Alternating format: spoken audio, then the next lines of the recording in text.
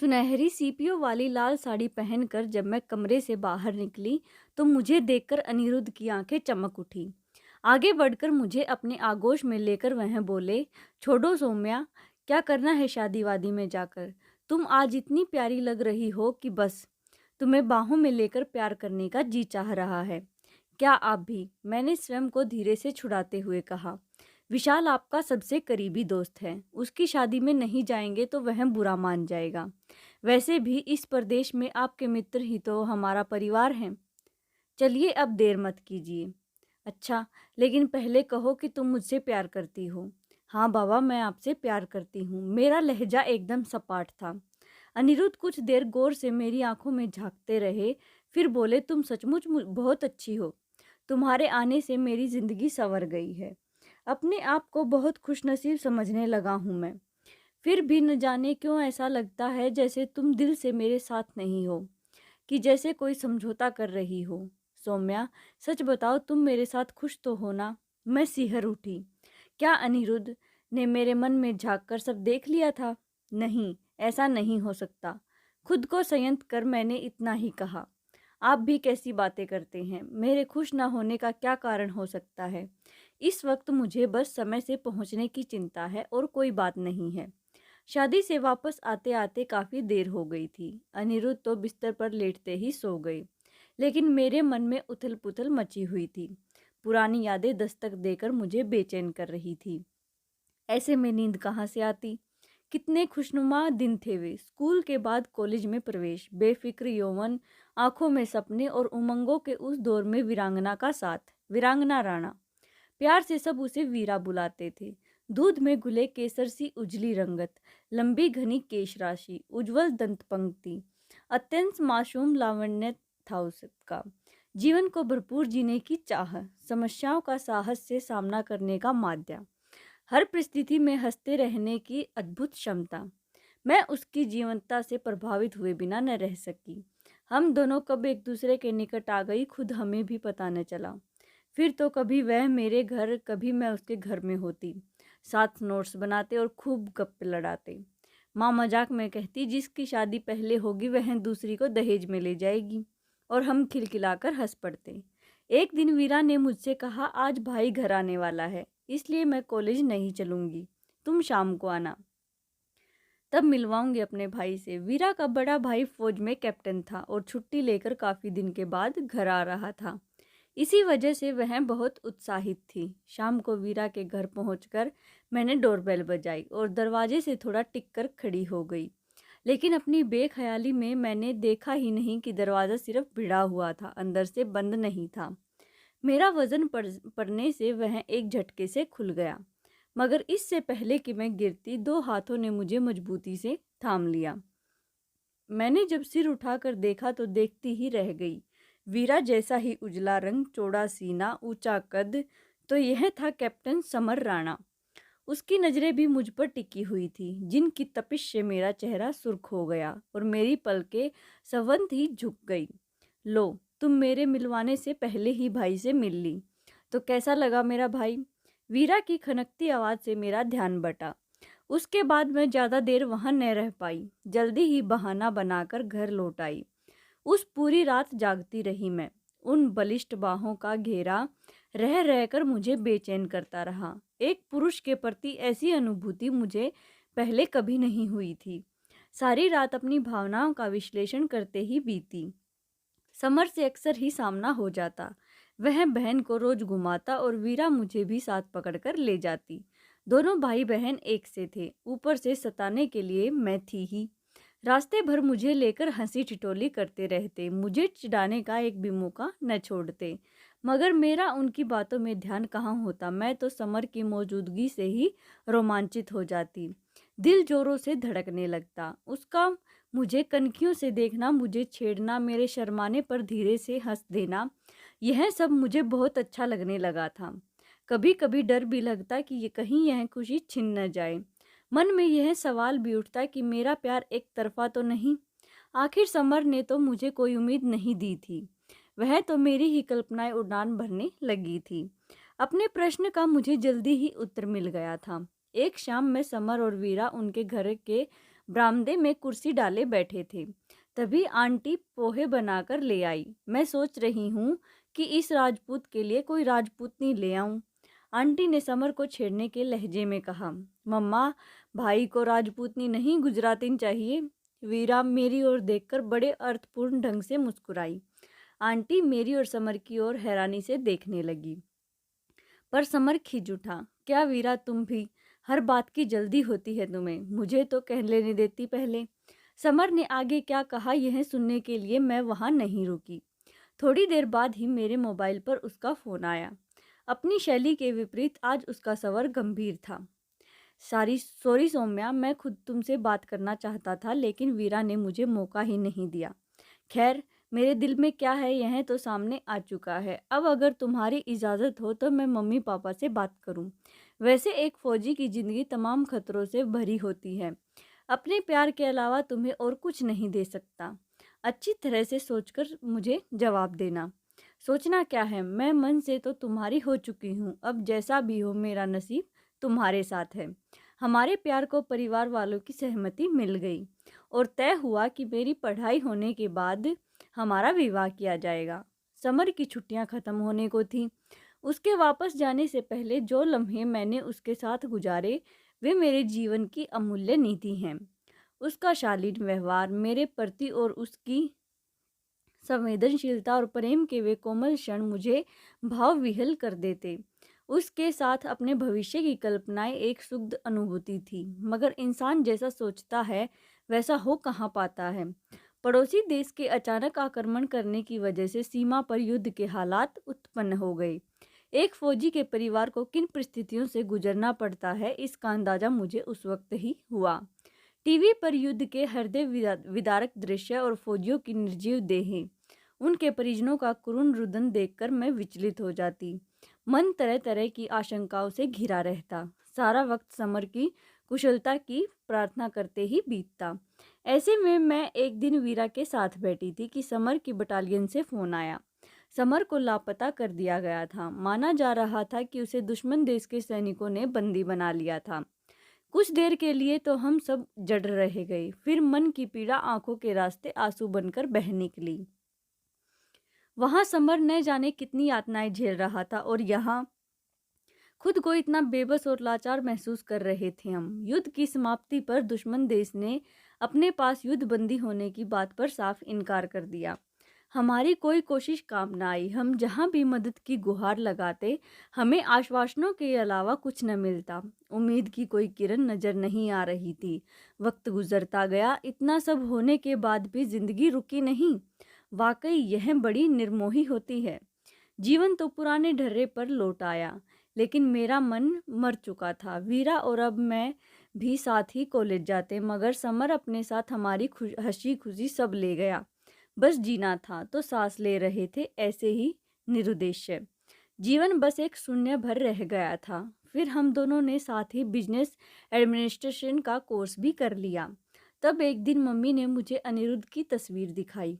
मैं जानती हूँ कि तुम समर को भुला नहीं पाई हो, लेकिन बेटा ऐसा कब तक चलेगा? तुम्हें आगे के बारे में सोचना ही पड़ेगा। इसे देखो, माता पिता सूरत में रहते हैं और खुद अमेरिका में सॉफ्टवेयर इंजीनियर है। इतना अच्छा रिश्ता बार बार नहीं मिलता। अगर तुम कहो तो बात आगे बढ़ाएं। वह मुझे समझाने के स्वर में बोली। उनकी बात सुनकर मैं तड़प उठी। आप कैसी बातें कर रही हैं मम्मी? मैं समर के अलावा किसी और के बारे में सोच भी नहीं सकती। आप एक औरत हैं, कम से कम आप तो मेरी मनोदशा समझें। तो क्या जिंदगी भर कुंवारी रहोगी? हाँ, अब मेरा स्वर तल्ख होने लगा था। और आप क्यों परेशान होती हैं? आप लोगों को मेरा बोझ नहीं उठाना पड़ेगा। जल्द ही मैं कोई नौकरी ढूंढ लूंगी। फिर तो आप निश्चिंत रहेंगी ना? पागल हो गई हो क्या? हमने कब तुम्हें बोझ कहा? लेकिन हम कब तक रहेंगे? इस समाज में आज के दौर में एक अकेली औरत का जीना आसान नहीं है। उसे न जाने कितने कटाक्षों और दूषित निगाहों का सामना करना पड़ता है। कैसे जी पाओगी तुम? समझ क्यों नहीं रही हो तुम? मम्मी परेशान हो उठी, मगर मैं भी अपनी जिद पर अड़ी रही। मैं कुछ समझना नहीं चाहती।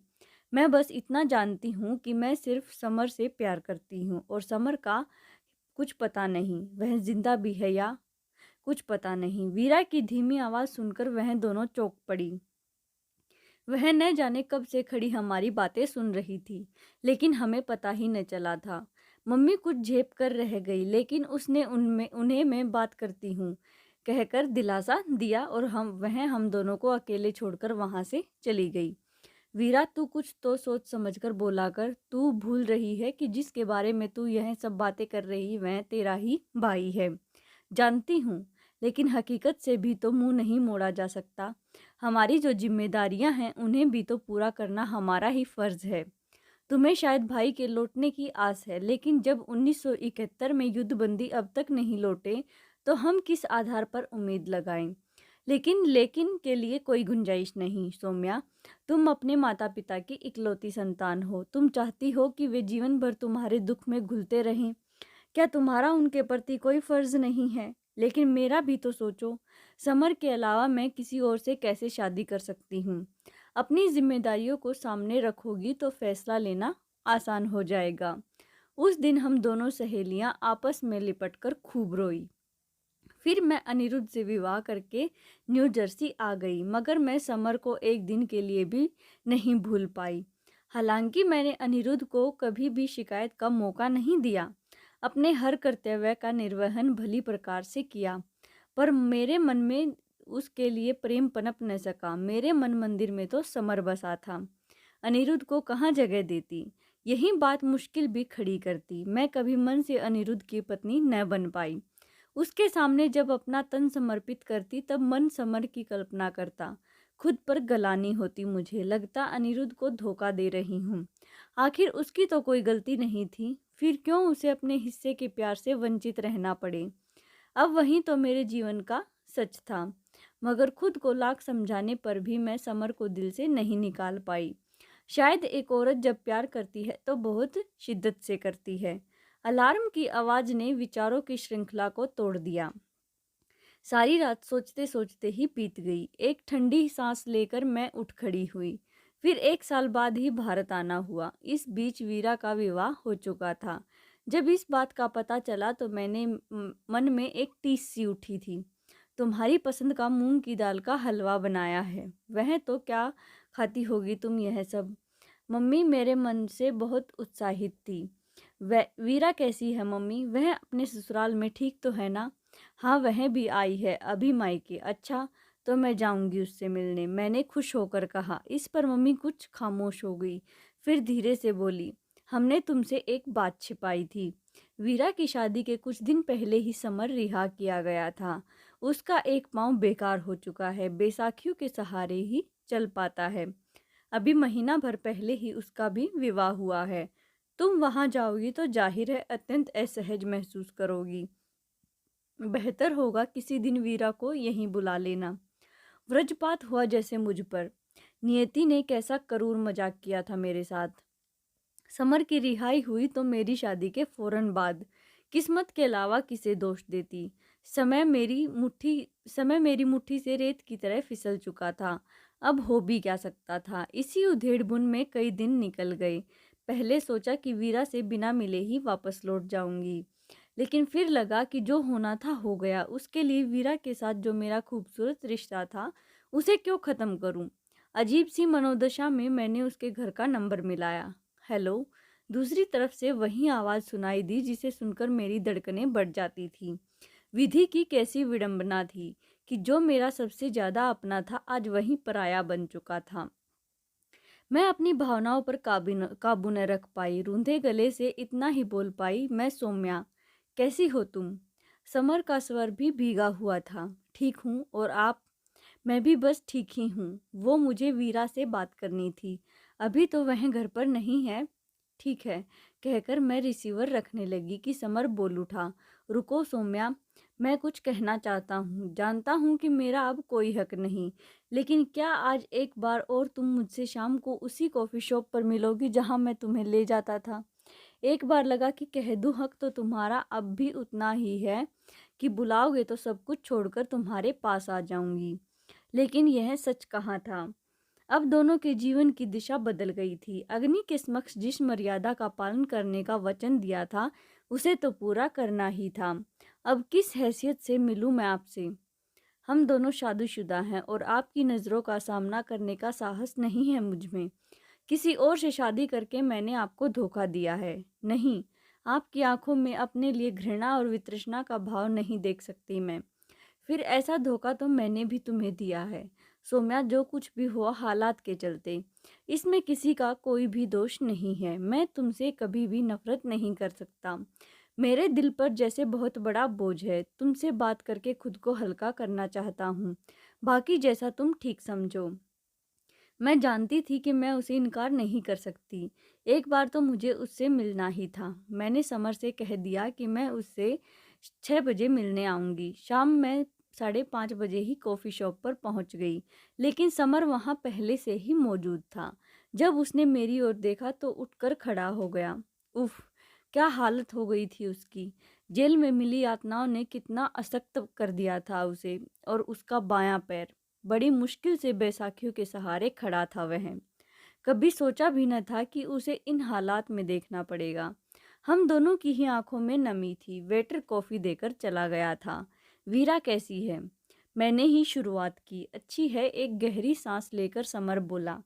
वह खुद को तुम्हारा गुनहगार मानती है। कहती है कि अगर उसने जोर न दिया होता तो शायद आज तुम मेरी। मैं निगाह नीची किए चुप बैठी रही। गुनहगार तो मैं भी तुम्हारा हूँ, वह कहता रहा। तुम्हें सपने सपने दिखाकर उन्हें पूरा न कर सका, लेकिन शायद यही हमारी किस्मत में था।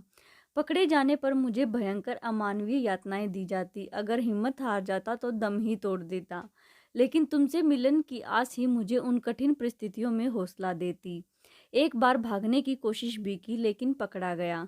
फिर एक दिन सुना कि दोनों तरफ के सरकारों में संधि हो गई है, जिसके तहत युद्धबंदियों को रिहा किया जाएगा। मैं बहुत खुश था कि अब तुमसे आकर मिलूंगा और हम नए सिरे से जीवन की शुरुआत करेंगे। जब यहाँ आकर पता चला कि तुम्हारी शादी हो चुकी है तो मेरी हताशा का कोई अंत न था। फिर वीरा भी शादी करके चली गई। जेल में मिली यातनाओं ने मुझे अपंग कर दिया था। मैंने खुद को गहन निराशा अवसाद से घिरा पाया। मेरे व्यवहार से चिड़चिड़ापन आने लगा था। जरा जरा सी बात पर क्रोध आता। अपना अस्तित्व बेमानी लगने लगा था। उन्हीं दिनों नेहा से मुलाकात हुई। उसने मुझे बहुत संबल दिया और जीवन को फिर एक सकारात्मक दिशा मिल गई। मेरा खोया आत्मविश्वास लौटने लगा था। मैं तुम्हें तो खो चुका था, अब उसे नहीं खोना चाहता था। तुम मेरे लिए के कोने में आज भी हो, मगर नेहा ही मेरे वर्तमान का सच है।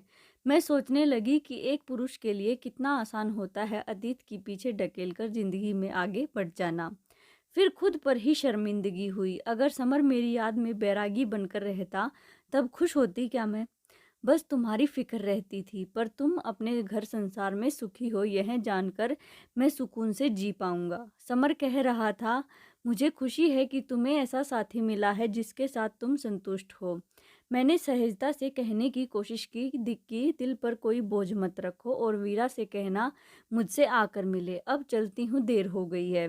बिना उसकी तरफ देखे मैं उठकर बाहर आ गई। जिन भावनाओं को अंदर बड़ी मुश्किल से दबा रखा था, वे बाहर पूरी तीव्रता से उमड़ आई। यह सोचकर कि अब दोबारा कभी समर से मुलाकात नहीं होगी, मेरा दिल बैठने लगा। अपने अंदर चल रहे इस तूफान से जद्दोजहद करती मैं तेज कदमों से चलती रही। तभी पर्स में मोबाइल की घंटी बजी। अनिरुद्ध का स्वर उभरा। मैं तो अभी से तुम्हें मिस कर रहा हूँ, कब वापस आओगे तुम? जल्दी ही आ जाऊंगी। बहुत अच्छा। सौम्या, वह बात कहो ना। कौन सी? वही जिसे सुनना मुझे बहुत अच्छा लगता है। मैंने एक दीर्घ निश्वास छोड़कर कहा, मैं आपसे बहुत प्यार करती हूँ। जहन में समर का चेहरा कौंधा और आंखों में कैद आंसू स्वतंत्र होकर चेहरे पर ढुलक गए। जीवन में फिर वही शून्य उभर आया था। ऐसी ही और स्टोरीज के लिए प्लीज़ वीडियो को लाइक, शेयर एंड चैनल को सब्सक्राइब जरूर करें। Thanks for watching.